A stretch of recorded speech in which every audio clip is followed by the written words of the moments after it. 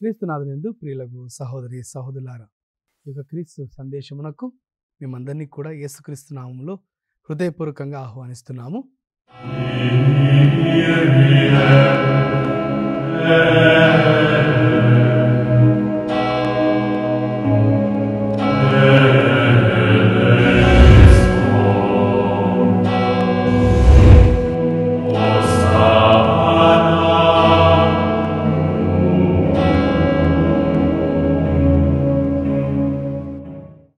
చిన్న ప్రార్థన చేసుకుందాం. ఓ ప్రభువా, పరిశుద్ధమైన జీవితం జీవించాలంటే మా యొక్క హృదయములు మీకు సమర్పించాలని, మా యొక్క హృదయములు మీకు దూరమై ఉన్న ఎడల మా యొక్క జీవితం వినాశనం వైపు వెళ్తుంది అని గ్రహించడానికి ఈరోజు మేమందరం కూడా వాక్యం ధ్యానించుకోబోతుండగా మీ యొక్క కృపను శక్తిని మాకు ఇవ్వండి. మరి ముఖ్యంగా వాక్యాన్ని ఆలకిస్తున్న ప్రతి ఒక్కరిని కూడా, వారి కుటుంబ సభ్యులందరినీ కూడా మీ యొక్క దీవెనలతో నింపి వారికి ప్రతి సందర్భంలోనూ అన్ని విషయములందు మీరు తోడై ఉండమని, కావాల్సిన మంచి ఆరోగ్యమును ప్రసాదించమని ప్రార్థిస్తున్నాం. ఈ యొక్క మనల్ని మా నాథుడైన యేసుక్రీస్తు నామమున అడిగి వేడుకొంచున్నాం తండ్రి, amen. Praise the Lord, praise the Lord, hallelujah, hallelujah. ప్రియ సహోదరి సహోదరులారా, ఈ యొక్క క్రీస్తు సందేశంలో ఈరోజు మనం ధ్యానించుకునే అంశం పరిశుద్ధమైన జీవితం జీవించడం 4వ భాగం. గత 3 వారాలుగా మనం ఈ యొక్క పరిశుద్ధమైన జీవితంలో జీవించాలన్నా, ముందుకు వెళ్ళాలన్నా ఏ విధమైన మార్పులు చేర్పులు చేసుకోవాలో ధ్యానించుకున్నాం. మరి ఈరోజు ఈ యొక్క పరిశుద్ధమైన జీవితాన్ని జీవించాలంటే మనము మన యొక్క ప్రభువుకు ఏ విధంగా దగ్గర ఉండాలి, ఆ యొక్క హృదయమును బట్టి మన ఎలాంటి క్రియలు మన యొక్క జీవితంలో ఉండాలి, లేక మన పరిశుద్ధమైన జీవితాన్ని జీవించడానికి కారణం ఏమై ఉంటుంది అనే విషయాలను మనం ధ్యానించుకోబోతున్నాం. మొట్టమొదటిగా మార్కు సువార్త 7వ అధ్యాయము 6వ వచనాన్ని మనం అందరం కూడా చదువుకున్నట్లయితే, అందుకు యేసు వారితో, కపట భక్తులారా, మిమ్ము గూర్చి యెషయా ప్రవక్త ఎంత సూటిగా ప్రవచించెను. ఈ జనులు కేవలము నన్ను పెదవులతో పొగడెదరు, కానీ వీరి హృదయములు నాకు దూరముగా ఉన్నవి. ఈ యొక్క వాక్యాన్ని మనం ధ్యానించుకున్నప్పుడు మనకు అర్థమయ్యే విషయం ఏంటంటే, మనము కూడా మన యొక్క ప్రభువును హృదయముతో కాకుండా కేవలం పెదవులతో, మాటలతో, పాటలతో మాత్రమే స్తుతిస్తున్నామా, ఆరాధిస్తున్నామా, లేదా మన హృదయములు దేవునికి దగ్గరగా ఉన్నాయా అనే విషయాన్ని మనం అర్థం చేసుకున్నప్పుడే పవిత్రమైన జీవితం జీవించగలుగుతాం. ఎందుకంటే మొన్నటి వారం మనం ధ్యానించుకున్నాం, మన హృదయం నుంచి లేదా మన యొక్క అంతరంగం నుంచి వెలువడిన క్రియలు ఏ విధంగా ఉండాలి, అవి ఏమై ఉంటాయి అని బైబిల్లో ఏం చెప్పిందో విన్నాం. మనం ఏ విధంగా మార్పులు చేర్పులు చేసుకోవాలో మనం విన్నాం. మరి ఈరోజు మన యొక్క హృదయము దేవునికి దగ్గరగా ఉన్నప్పుడే మనం పరిశుద్ధమైన జీవితాన్ని జీవించగలుగుతాం. మన యొక్క భాషలు, మన యొక్క అలవాట్లు ఏ విధంగా ఉన్నప్పటికీ మన హృదయం దేవునితో లేకపోతే మన యొక్క జీవితం ఏ విధంగా ఉంటుందంటే అపవిత్రతతో కూడినటువంటి జీవితముగానే మిగిలిపోతుంది అని దేవుడు నీకు నాకు గుర్తు చేస్తున్నాడు. ఎందుకంటే మార్కు సువార్త 7వ అధ్యాయము 18 మరియు 19 వచనాలు మనం చదువుకుంటే, అంతటా యేసు శిష్యులను చూచి, మీరును ఇంతటి మందమతులా, మానవుడు భుజించినది ఏదియు అతన్ని మాలిన్యపరచదు. ఏలైనా అది హృదయంలో ప్రవేశింపక ఉదరములో ప్రవేశించి ఆ పిమ్మట విసర్జింపబడుచున్నది. అన్ని పదార్థములు భుజించదగినవే అని ఆయన పలికెను. నేను గ్రహించాలి, మన యొక్క శరీరంలోనికి వెళ్ళినది అది కేవలం మన యొక్క శారీరకమైనటువంటి ఆరోగ్యానికి దోహదపడుతుందేమో, కానీ మనము ఈ యొక్క ప్రపంచంలో ఉన్న వాటిని మన హృదయంలోనికి ఏమి స్వీకరిస్తామో అవే మనల్ని మలినపరుస్తాయి. భుజించేటువంటి ఆహార పదార్థములు కాదు మాలిన్యపరుచున్నది, మనము వేటిని ఈ లోకంలోంచి తీసుకుంటున్నాం మన హృదయంలోనికి. మన యొక్క హృదయము దేవునికి సంబంధించింది. ఎందుకు నేను ఇంత ఖచ్చితంగా చెప్తున్నా అంటే, ప్రభు పలుకుతున్నారు, నేను మిమ్మల్ని ఎన్నుకుంటున్నాను, నేను మిమ్మల్ని పవిత్రపరిచాను, నేను పవిత్రుని కనుక మీరు కూడా పవిత్రులై జీవించండి అని దేవుడు మనకు ఆహ్వానాన్ని పలుకుతున్నారు. ఒకసారి మన వాక్యంలో చదువుకున్నట్లయితే లేవియా కాండము 19వ అధ్యాయము 2వ వచనం గమనిస్తే వాక్యము ఎంతో స్పష్టంగా తెలియజేస్తుందండి. ప్రభువు మోషేతో ఇజ్రాయేలీయులకు ఈ రీతిగా చెప్పమనెను, మీ దేవుడను ప్రభువుడనైన నేను పవిత్రుడను కనుక మీరును పవిత్రులై ఉండుడు. వీటిని గమనిస్తే ఆ యొక్క ఇజ్రాయేల్ ప్రజలను దేవుడు ఎన్నుకొని, ఇదిగో నేను పవిత్రుని కనుక మీరు కూడా పవిత్రులై జీవించాలి. మరి ఈరోజు ఈ యొక్క నూతన నిబంధనలో మన యొక్క యేసు ప్రభు మన రక్షకుడు, ఇదిగో నేను పవిత్రుని కనుక మీరు నన్ను పోలు జీవించండి, నేను పవిత్రుని కనుక మీరు నన్ను అనుసరించండి. బాగా గమనించాలండి. అక్కడ దేవుడు ఇశ్రాయేలు ప్రజలకు చెప్పిన విధంగా క్రీస్తు నన్ను పోలి జీవించని దేవుడు మనకు ఆహ్వానం ఇస్తున్నాడు. అనగా మన యొక్క జీవితంలో మన యొక్క హృదయంలో క్రీస్తు లేకపోతే, మన యొక్క హృదయంలో క్రీస్తు లేనప్పుడు మన యొక్క జీవితాలు కేవలం దేవుని నుంచి దూరం వెళ్తూనే ఉంటాయి. మనకు కనిపించకపోవచ్చు, మనకు కనిపించకపోవచ్చు, ప్రజలు కూడా ఎన్నో సందర్భాలు గుర్తించకపోవచ్చు. ఈరోజు నీవు నేను గుర్తించాలి. ఒక పవిత్రమైన జీవితం జీవించాలంటే క్రీస్తు నాలో ఉండాలి, నా యొక్క హృదయంలో క్రీస్తు ఉండాలి, నా యొక్క హృదయము క్రీస్తు యొక్క హృదయముతో ఏకమై ఉండాలి. అది ఏ విధంగా సాధ్యము? లేకపోతే నా యొక్క హృదయము దేవునికి ఏ విధంగా నేను దగ్గరగా ఉండగలుగుతాను అని మనమందరం కూడా గమనించుకుంటే, ఈ లోక జీవితంలో మనమందరం కూడా జ్ఞానము కోసం, జీవితంలో ప్రతిఫలం సంపాదించడానికి, లేకపోతే ఈ లోకాన్ని నేను సాధించడానికి మనం అన్ని ప్రయత్నాలు చేస్తున్నాం. ఈ లోక జ్ఞానాన్ని పొందుకోవడానికి మనం కష్టపడుతున్నాం, నేర్చుకుంటున్నాం. అదేవిధంగా మన జీవితాల్లో మన యొక్క లక్ష్యాలను సాధించడానికి మనం ఏ విధంగా ముందుకు వెళ్ళాలో మనం నేర్చుకుంటున్నాం. కానీ నేను గుర్తుపెట్టుకోవాలి, నా యొక్క జీవితంలో నన్ను నడిపించినటువంటి విషయాలు ఏమిటి? నా యొక్క క్రైస్తవ జీవితంలో నేను క్రీస్తు ద్వారా నడిపించబడుతున్నానా, లేదా ఈ లోక జ్ఞానము, ఈ లోక లక్ష్యము సాధించడానికే నా ప్రయత్నాన్ని కొనసాగిస్తున్నానా? ఇవి తెలుసుకోవాలంటే మనం 2 విధాలుగా నేర్చుకోవాలి. నేను క్రీస్తులో నడుస్తున్నానా, లేదా క్రీస్తు శక్తి ద్వారా నేను ముందుకు వెళ్తున్నానా, క్రీస్తు నా జీవితాన్ని రథసారథిగా ఉంటున్నాడా అని గమనించుకోవాలంటే 2 విషయాలు గుర్తుపెట్టుకోవాలి. 1, నేను దేవుని యొక్క పిలుపును వింటూ ఉన్నానా? 2వది, నేను దేవునితో సమయం గడుపుతున్నానా? ఇవి 2 ప్రశ్నలు మనకెంతో లోతైనటువంటి అర్థాన్ని ఇస్తాయి. దేవుని యొక్క స్వరమును ఆలకించడం, దేవునితో సమయం గడపడం. ప్రియ సహోదరి సహోదరులారా, ప్రపంచమంతా కూడా మనకు నేర్పిస్తున్నది ఏమిటంటే, నువ్వు ఏ విధంగా జీవించాలి, ఏ విధంగా ముందుకు వెళ్ళాలి, ఏ విధంగా సక్సెస్ కావాలి, మరి సక్సెస్ కావడానికి ఏ అలవాట్లు ఉండాలి, ఇవన్నీ కూడా ప్రపంచం నేర్పిస్తుంది. ప్రపంచం నేర్పించడమే కాదు, నువ్వు జీవితంలో నువ్వు ఎదిగే కొద్దీ నీకు తెలియకుండానే నువ్వు ఎన్నో మార్పులు చేసుకుంటున్నావు. నువ్వు ఒక యువకుడిగా ఉన్నప్పుడు పిల్లలుగా ఉన్నటువంటి చేష్టలు, పిల్లలుగా ఉన్నటువంటి పద్ధతులను నువ్వు మార్చుకుంటున్నావు. పెద్దగా అయిన తర్వాత నీకు చిన్నప్పుడు ఏవైతే విలువనిచ్చాయో వాటిని నువ్వు పక్కన పెట్టేసి విలువలేని వాటిగా గ్రహించి కొత్త వాటిని ఎన్నుకుంటున్నావు. ఇవి సాధారణంగా మన యొక్క జీవితంలో మనం ముందుకు నేర్చుకుంటూనే ఉంటాం. కానీ పరిశుద్ధమైన జీవితాన్ని నీవు నేను జీవించాలంటే మొట్టమొదటిగా దేవుని యొక్క స్వరాన్ని మనం వినాలి. దేవుని యొక్క మాటలను మనం అందరం కూడా ఆలకించాలి. ఏ విధంగా దేవుని యొక్క మాటలను, దేవుని యొక్క స్వరాన్ని ఆలకించగలుగుతామంటే పరిశుద్ధ గ్రంథం ద్వారా. ఈ లోక జీవితంలో పరిశుద్ధమైన జీవితాన్ని జీవించాలంటే మనకున్నటువంటి 2 అంచుల గల ఖడ్గము ఒకటే. అదేమిటంటే పరిశుద్ధ గ్రంథము. ఈ యొక్క పరిశుద్ధ గ్రంథాన్ని ప్రియ సహోదరి సహోదరులారా, నీ లోక జీవితంలో నువ్వు ఎంత బిజీగా ఉన్నా, నువ్వు ఎన్ని పనులు చేస్తూ ఉన్నా, నువ్వు ఎంత సంపాదిస్తున్నా, ఎన్ని సాధిస్తున్నా, గుర్తుపెట్టుకోవాలి, కేవలం దేవునితో నువ్వు సంభాషించాలి. దేవుని యొక్క స్వరాన్ని పరిశుద్ధ గ్రంథం ద్వారా నేను ఆలకించాలి. ఈ యొక్క పరిశుద్ధ గ్రంథాన్ని మనమందరం కూడా, క్రైస్తవులు మనందరం కూడా చదవాలి. మనం అనుకోవచ్చు, నేను ప్రార్థన చేస్తున్నా ఫాదర్ గారు అండి, సప్రసాదం స్వీకరిస్తున్నా అండి, చర్చికి వెళ్తున్నాను, అక్కడ దేవుని వాక్యాన్ని వింటున్నాను, అన్నీ కూడా మంచిది.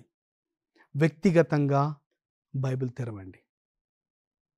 మనకు రోజులు లేవండి, మనం అందరం కూడా ఆఖరి రోజులో ఉంటున్నాము. ఈ యొక్క ప్రపంచం ఎటువైపు వెళ్ళిపోతుందో నీకు నాకు అర్థం కావడం లేదు. భౌతికమైనటువంటి విషయాలు, లౌకికమైనటువంటి విషయాలు, ప్రపంచం సంబంధించిన విషయాలు, విలువలు మారిపోతూ ఉన్నాయి. ఈ ప్రపంచంలో చెడే ఎక్కువగా విజయాన్ని సాధిస్తున్నట్టుగా, మంచివారికి రోజులు లేనట్టు విధంగా మనం చూస్తూ ఉన్నాం. మరి ఇలాంటి సందర్భాల్లో పరిశుద్ధమైన జీవితం జీవించడం సాధ్యమేనా? అవును, దేవుడంటే పవిత్రుడు, అతను పవిత్రంగా జీవించగలుగుతాడు. మరి ఈ లోకంలో నేను జీవిస్తుండగా, ఈ యొక్క భౌతిక విషయాలు నేను గమనిస్తుండగా నేను ఏ విధంగా జీవించగలుగుతాను? ఇది అసాధ్యమే అనిపిస్తున్నప్పటికీ ఇది సాధ్యం. ఇది కేవలం సాధ్యం 2 విషయాల ద్వారా. ఒకటి, నేను చెప్పిన విధంగా దేవుని యొక్క స్వరాన్ని ఆలకించడం, పరిశుద్ధ గ్రంథం ద్వారా దేవుని యొక్క వాక్యాన్ని, దేవుని యొక్క స్వరమును ఆలకించడం. రెండవది, దేవునితో సమయం గడపడం. మరి మనకు అర్థమయ్యే భాషలో చెప్పుకోవాలంటే, మొదటిది దేవుని యొక్క వాక్యాన్ని చదవడం, రెండవది ప్రార్థనా జీవితం జీవించడం. ఇవి 2 మన జీవితంలో ఉన్నప్పుడు మనల్ని దేవుడు నడిపిస్తాడు. పరిశుద్ధమైన జీవితం జీవించడానికే ఆ రోజు ఇశ్రాయేలు ప్రజలకు దేవుడు 10 ఆజ్ఞలు ఇచ్చాడు. వాటితో పాటు ఇంకా ఎన్నో ఆజ్ఞలు ఇచ్చాడు. మీరు ఏ విధంగా ఉండాలి, ఏ విధంగా ఉండకూడదు. ఇశ్రాయేలు ప్రజలు ఏమీ తెలియనటువంటి ప్రజలు, బానిసలుగా జీవించిన ప్రజలు, వాళ్ళంతకు వాళ్ళు స్వయంగా రక్షించుకోలేనటువంటి ప్రజలు, వారికంటూ బయట ప్రపంచం తెలియనటువంటి ప్రజలు. అలాంటి ప్రజలను ప్రభు ఎడారి గుండా నడిపిస్తూ వారిలో నూతనత్వాన్ని దేవుడు తీసుకొని వచ్చాడు. వాళ్ళకంటూ ఏ విధంగా పోరాడాలో తెలియదు, ఏ విధంగా సంపాదించుకోవాలో తెలియదు, ఏ విధమైన నైతిక విలువలు ఉండాలో వారికి తెలియదు. మరి ఎడారి గుండా ఏ విధంగా ముందుకు వెళ్ళాలో, మమ్మల్ని మేము ఏ విధంగా రక్షించుకోవాలో తెలియనటువంటి ప్రజల్ని దేవుడు చక్కగా ట్రైనింగ్ ఇచ్చాడండి. ఆ యొక్క ఎడారి గుండా 40 సంవత్సరాలు వాళ్ళు నడుస్తున్నప్పుడు ప్రభు వారికి కావాల్సినటువంటి తర్ఫీదును ఎంతో చక్కగా ఇచ్చాడు. వారికి ఏమీ లేనప్పుడు ఆహారం కొరత కలిగించాడు, ఆ తర్వాత ఆహారాన్ని ఇచ్చాడు. సముద్రాన్ని అడ్డుగా పెట్టాడు, అదే దేవుడు సముద్రాన్ని చీల్చి నడిపించాడు. వాళ్ళలో విశ్వాసాన్ని కల్పించాడు, వాళ్ళలో ధైర్యాన్ని కల్పించాడు. వారు ఏ విధంగా జయించుకోవాలో నేర్పించారు, ఏ విధంగా ఉన్న వాటితో పంచుకోవాలో దేవుడు నేర్పించారు. ఆ యొక్క ఇశ్రాయేలు ప్రజలు ఆ యొక్క దేవుడిచ్చినటువంటి మన్నాను కూడా వాళ్ళు స్వార్థంతో ఎక్కువ తీసుకుంటుండగా మోషే నేర్పించాడు, నీకెంత కావాలో అంత తీసుకో, స్వార్థం వద్దు. అంతేకాకుండా మంచి విలువలను 10 ఆజ్ఞలను దేవుడు ఏ విధంగా దేవుణ్ణి ప్రేమించాలి, ఆ విధంగా లోకపు మనుషుల్ని ఏ విధంగా ప్రేమించాలి, మరి ఏ విధంగా చెడు గుణాలను బయట ఉండాలి అని ఆ యొక్క 10 ఆజ్ఞలు ఎంతో స్పష్టమైనటువంటి ఆజ్ఞలను, ఎంతో అద్భుతమైన విషయాన్ని నేర్పించారు. మరి వాటితో పాటు ఇజ్రాయెల్ ప్రజలకు తర్ఫీదునిస్తూ చివరికి ఆ యొక్క దేవుడు ప్రమాణం చేసి దేవుడు బహుమానంగా ఇచ్చినటువంటి వాగ్దాన భూమికి నడిపించాడు. మరి మన యొక్క జీవితంలో ప్రియ సహోదరి సహోదరులారా, చిన్న పిల్లలుగా మనం ఈ లోకంలో పుట్టి ఉండగా, మనం పెరుగుతూ ఉన్నప్పుడు, మనం ఎదుగుతూ ఉన్నప్పుడు, ఎన్నో సందర్భాలు మన జీవితంలో వస్తూ ఉన్నప్పుడు, మనకు పరిస్థితులు, మన కష్టాలు ఎదురవుతున్నప్పుడు ప్రభు మనకు తర్ఫీదునిస్తున్న గుర్తు చేసుకోవాలి.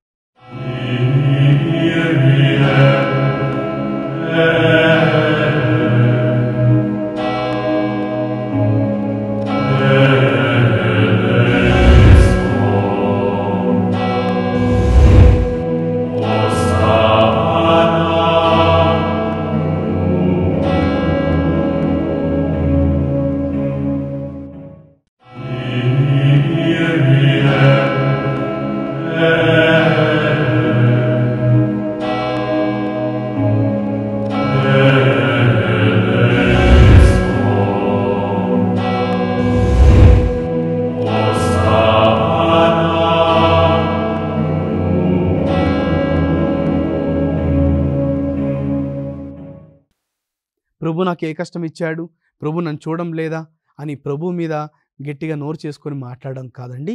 నీకు వస్తున్న ప్రతి కష్టము ద్వారా, ప్రతి సక్సెస్ ద్వారా, ప్రతి విజయము ద్వారా, ప్రతి బాధ ద్వారా దేవుడు నీకు తర్ఫీదునిస్తున్నాడు. నీకు ఎలాంటి గుణాలు ఉండాలో పరిశుద్ధమైన జీవితాన్ని జీవించడానికి ప్రభువు నేర్పిస్తున్నాడు. మనలో తగ్గింపు గుణాన్ని నేర్పిస్తున్నాడు. చివరికి తన యొక్క బిడ్డలుగా మలచుకుంటాడు. కావున ఈ యొక్క పరిస్థితి ఎదురవుతున్నప్పుడు నేను ఇంక జీవించలేనండి, నాకు చేత కాదు అనేటువంటి మాటలు మాట్లాడడం కన్నా, ప్రభు దీని ద్వారా నాకేం నేర్పిస్తున్నాడు అనే ఒక మంచి ఆలోచన మనలో ఉంటే, ప్రభు నీకు నాకు ఏ విధంగా తర్ఫీదు ఇస్తున్నాడో మనం నేర్చుకోగలుగుతాం. మరి దేవుని యొక్క మార్గములో పరిశుద్ధంగా జీవించాలంటే నేను చెప్పిన విధంగా 2 విషయాలు ధ్యానించుకోవాలి. మొట్టమొదటి, దేవునితో నేను సంభాషిస్తున్నానా? ఫాదర్ గారు వాక్యం చదివారు, నేను విన్నాను అంటే కాదు. నీవు వ్యక్తిగతంగా పరిశుద్ధ గ్రంథాన్ని ఓపెన్ చేస్తున్నావా? మీ యొక్క గృహముల్లో కుటుంబ సమేతముగా నువ్వు బైబిల్ తెరిచి ఒక 5 నిమిషాలైనా చదవగలుగుతున్నావా? చదవండి. ఆ రోజు ధర్మశాస్త్రమును వాళ్ళందరూ కూడా చదివారు. 10 ఆజ్ఞలను వారు నేర్చుకున్నారు. అదేవిధంగా దేవుడు చెప్పినటువంటి ప్రతిదీ కూడా వాళ్ళు కంఠస్థం చేసి నేర్చుకున్నారు. ఇశ్రాయేల్ ప్రజలు ఆ విధంగా వాక్యాన్ని ఇతరులకు నేర్పించుకుంటూ ముందుకు వెళ్ళారు. మరి ఈరోజు క్రైస్తవులమైన మనము పరిశుద్ధమైన జీవితాన్ని జీవించాలంటే ఈ యొక్క పరిశుద్ధమైనటువంటి గ్రంథమును, దేవుని యొక్క మాటను, దేవుడు స్వయంగా మనతో సంభాషిస్తూ నేర్పించిన విషయాలను ఇక పరిశుద్ధ గ్రంథం ద్వారానే నేర్చుకోవాలి. పరిశుద్ధ జీవితం కేవలం పరిశుద్ధమైన వాక్యము ద్వారా. నేను ఎందుకు ఈ విషయాన్ని ఇంత లోతుగా చెప్తున్నా అంటే, గమనించాలి. యేసు ప్రభు ఉపవాసం చేసిన తర్వాత, ఒంటరిగా గడిపిన తర్వాత, తన యొక్క బహిరంగమైనటువంటి పరిచర్యను చేయబోతున్న సమయంలో ఏ విధంగా సాతాను శోధనకు గురయ్యాడో మనం వింటున్నాం. అదేవిధంగా దాన్ని ఏ విధంగా జయించాడంటే కేవలం వాక్యం ద్వారానే జయించాడు. ఇక సాతాను వచ్చి, ఇదిగో నువ్వు ఆకలిగొని ఉన్నావు కదా, 40 రోజులు ఉపవాసం చేసావు కదా, ఈ రాళ్ళను రొట్టెలుగా మార్చుకొని తిను అన్నప్పుడు ప్రభు జయించిండేది. ఇదిగో మత్తయి సువార్త 4:4లో పలికిన విధంగా, మానవుడు కేవలం రొట్టె వలన మాత్రమే కాదు, దేవుడు నోటి నుంచి వచ్చు ప్రతి వాక్కు వలన జీవిస్తాడు అని దేవుని యొక్క మాట ద్వారా సాతాన్ను 3 సందర్భాల్లో ప్రభు మత్తయి సువార్త 4లో జయించాడండి. మన యొక్క యేసు ప్రభు ఆ విధంగా జయించడానికి కారణం నీకు నాకు నేర్పిస్తున్నాడు. ఏ విధంగా అంటే, నీవు కూడా ఈ లోకంలో ఏ విధంగా సాతాన్ని జయించగలుగుతావు, పరిశుద్ధమైన జీవితాన్ని ఏ విధంగా జీవించగలుగుతావు అంటే పరిశుద్ధ గ్రంథం ద్వారానే. అందుకని ప్రభు అంటున్నాడు మత్తయి సువార్త 24:35లో, భూమి ఆకాశం గతించిపోతాయి కానీ నా వాక్కు గతించిపోదు. ఒక అల్ప అక్షరమైనను కూడా మార్పు చేయబడదు. దేవుని యొక్క వాక్కు అంత పవిత్రమైనది. కావున మొట్టమొదటిగా పవిత్రమైన జీవితాన్ని జీవించాలంటే 3 వారాలుగా ధ్యానిస్తూ వస్తున్నామండి. ఈరోజు ప్రాక్టికల్గా మన యొక్క జీవితాల్లో మనం ఏ విధంగా పరిశుద్ధమైన జీవితాన్ని జీవించాలంటే 2. మొదటిది వాక్యాన్ని, బైబిల్ తెరవండి. కుటుంబ సమేతంగా బైబిల్ చదవండి. మీరు కొన్ని వచనాలు చదివినా పర్వాలేదు, కనీసం ఒక్క వచనం చదివినా చాలండి. కుటుంబ సమేతముగా మీరు భోంచేసే ముందు కానీ, లేకపోతే కుటుంబ ప్రార్థనలో ఉన్నప్పుడు కానీ, మీరందరూ కలిసే సమయంలో మీరు ఎంత బిజీగా ఉన్నాండి, మీకు ఒక్క నిమిషం టైం లేదా దేవుని కోసం? ఒక్కసారి ప్రశ్నించుకోండి. ఈ రోజుల్లో ఎవరిని అడిగినా ఫాదర్ బిజీ, నేను బిజీ. అవును, మనం అందరం కూడా బిజీని, పనులున్నాయి, బాధ్యతలున్నాయి, కుటుంబం కోసం కష్టపడాలి, తప్పులేదు. కానీ దేవుని కోసం కుటుంబ సమేతంగా 5 నిమిషాలు మనం గడపలేకపోతే మన యొక్క క్రైస్తవ జీవితాన్నే మనం ప్రశ్నించుకోవాలి, ఒక క్వశ్చన్ మార్క్గా పెట్టుకోవాలి. కావున ఈ యొక్క మొట్టమొదటిగా మనం పరిశుద్ధమైన జీవితాన్ని జీవించాలంటే కుటుంబ సమేతంగా బైబిల్ తెరుద్దాం. మీకున్న సమయంలో మీకున్నటువంటి సామర్థ్యకు అనుసారంగా కుటుంబ పెద్ద కానీ, కుటుంబంలోని తల్లి కానీ, తండ్రి కానీ, పిల్లలు కానీ బైబిల్ గ్రంథాన్ని తెరిచి కొన్ని వాక్యాలు చదవండి. ఆ యొక్క వాక్యం మనల్ని పరిశుద్ధమైన జీవితానికి నడిపిస్తుంది. నువ్వు వద్దనుకున్నా, నాకు సాధ్యం కావడం లేదు, నేను ఏ విధంగా జీవించాలి, ఈ లోకంలో సాతాను శక్తులు ఎక్కువ ఉన్నాయి, నేను జయించలేకపోతున్నా అనే బాధలు మనందరికీ కూడా ఉండవచ్చు. కానీ వాక్యం మనల్ని జయిస్తుంది. మరి అదేవిధంగా రెండో విషయం ఏంటంటే spending time with the lord. దేవునితో సమయం గడపడం వ్యక్తిగతముగా. అనగా ప్రియ సహోదరి సహోదరులారా, ప్రార్థన మనకు బలాన్ని, శక్తినిస్తుందని నీకు నాకు ప్రభు స్వయంగా నేర్పిస్తున్నాడు. యేసు ప్రభు దేవుడై ఉన్నప్పటికీ ఈ లోకం మానవుడిగా వచ్చినప్పుడు ప్రతి సందర్భంలో ప్రార్థన చేస్తున్నాడు. అద్భుతం చేసే ముందు తండ్రికి అప్పచెప్తున్నాడు. ఆ యొక్క లాజరును లేపినప్పుడు, తండ్రి ఈ యొక్క క్రియ నుంచి, ఈ యొక్క కార్యం నుంచి నువ్వు మహిమ పొందుకో. ఆ యొక్క రొట్టెను, ఆ యొక్క చేపలను ఎత్తి పెట్టి ప్రార్థన చేస్తూ దేవునికి సమర్పిస్తున్నాడు. యేసు ప్రభువే ప్రార్థనా జీవితాన్ని ఏ విధంగా జీవించాలో నేర్పించారు. అంతేకాదు వాక్యం తెలియజేస్తుంది, ఉదయకాలంలో, సాయంకాల సమయంలో ప్రభు ఒంటరిగా ఏకాంతముగా దేవునితో సమయం గడిపాడండి. మరి అలాంటిది క్రైస్తవులమైన మనము పరిశుద్ధమైన జీవితాన్ని జీవించలేకపోతున్నానండి, ఇది కష్టము, ఇది చేత కాదు, ఇది అసంభవము అనేటువంటి మనము గుర్తుపెట్టుకోవాలి. ఇది సాధ్యం, ఇది ఖచ్చితంగా సాధ్యమవుతుంది. ఎందుకు అంటే క్రీస్తు ప్రభు నీకు నాకు సాధ్యమయ్యే విధంగా పనులు నేర్పించాడు, అలవాట్లు నేర్పించాడు. కేవలం మనం ఈ యొక్క అలవాట్లు మనం నేర్చుకోవడం లేదు అంతే. ప్రభు చూపిస్తున్న మార్గాన్ని మనం ఎక్కడం లేదు. నువ్వు ఒక ప్రాంతం నుంచి ఇంకొక ప్రాంతానికి వెళ్ళాలంటే నీకు ఎన్నో మార్గాలు ఈ రోజుల్లో ఉంటున్నాయి. ఏ రోడ్లో వెళ్తే ఎంత టైం పడుతుందో మ్యాప్ చూపిస్తుంది. హైవే మీద వెళ్తే ఎంత టైం చూపిస్తుందో మ్యాప్ చూపిస్తుంది. హైవే మీద వెళ్తున్నప్పుడు నీకు ఎక్కడెక్కడ హోటల్స్ ఉన్నాయో, ఎక్కడెక్కడ పెట్రోల్ బంకులు ఉన్నాయో అన్నీ నేను చూపిస్తుంది. యేసు ప్రభు అంతకన్నా అద్భుతంగా నీకు నాకు మార్గాన్ని చూపిస్తున్నాడండి. దేవుని చెంతకు వెళ్ళాలంటే, దేవునిలో పరిశుద్ధమైన జీవితం జీవించాలంటే ఈ విధంగా జీవించు, ఈ విధంగా ఉండాలి అని ప్రభువు నేర్పిస్తున్నాడు. కేవలం మనము చూడడం లేదు, మనం వెతకడం లేదు. ఈరోజు నీవు నేను గుర్తుపెట్టుకోవాలి. ఈ యొక్క పరిశుద్ధమైన జీవితం జీవించాలి అనేటువంటి అంశాన్ని మనం ఎంచుకొని ఉండగా ఈ యొక్క ఈస్టర్ మనం జరుపుకొని ఉన్నామండి. క్రీస్తు పునరుత్థాన పండుగను జరుపుకొని ఉన్నాం. పునరుత్థాన క్రీస్తును మన యొక్క జీవితంలో మనము కూడా క్రీస్తుతో మరణించి క్రీస్తుతో నూతనంగా లేవాలి. అందుకని ప్రభు చెప్తున్నారు, ఇదిగో నేనే పునరుత్థానమును, నేనే నిత్య జీవమును. మరి ఆ యొక్క నిత్య జీవం పొందుకోవాలంటే మన యొక్క జీవితంలో మనం నేర్చుకున్న విషయాలు, ఒకటి మనం దేవుని యొక్క మాటలను ఆలకించాలి. మరి రెండవది దేవునితో సమయం గడపాలి. ప్రియ సహోదరి సహోదరులారా, వీటితో పాటు అనగా ఒకటి దేవుని యొక్క మాటకు విలువనిచ్చి దేవుని యొక్క స్వరాన్ని బైబిల్ ద్వారా వినడం, రెండవది మన వ్యక్తిగతంగా దేవునితో సమయం గడుపుతూ ప్రార్థనా జీవితాన్ని గడపడం. మరి ఇవి రెండు చేస్తున్నప్పుడు నీవు నేను ప్రార్థించాలి, మనలో కొత్త అలవాట్లు మనము నేర్చుకుంటున్నామా, అదేవిధంగా కొత్త విలువలను మనం నేర్చుకుంటున్నామా. కొత్త అలవాట్లు అనగా నీకున్నటువంటి చెడు అలవాట్ల నుంచి నువ్వు దూరమై కొత్త అలవాట్లు నీలో పెంపొందించుకుంటున్నావా. రెండవది కొత్త విలువలు అనగా నాలో ఓపిక ఉండడం, ప్రేమ గుణం ఉండడం, లేకపోతే విశ్వాసాన్ని పెంపొందించుకోవడం. ఇలాంటి విలువలు, ఒకటి అలవాట్లు, రెండవది విలువలు. వీటిని పెంపొందించుకోవాలంటే వాక్యం చెబుతున్న విధంగా పునీత పౌలు గారు ఎఫెసీయులకు రాసిన లేఖ 4వ అధ్యాయము 22 నుంచి 24 వరకు చదివితే, కనుక మీ పూర్వ జీవిత పాత స్వభావం మార్చుకొనుడు, ఆ పూర్వ జీవితము మోసకర్మగు దుష్టవాంఛలచే భ్రష్టమైనది, మీ మనస్తత్వమును నూతనీకరించుకొనుడు, సత్యమైన నీతిని పరిశుద్ధతను కలిగి దేవుని పోలికగా సృజింపబడిన కొత్త స్వభావమును ధరింపుడు. మరి ప్రియ సహోదరి సహోదరులారా, ఈ 4 వారాలు కూడా మనం ధ్యానించుకున్న అంశం ఇదే.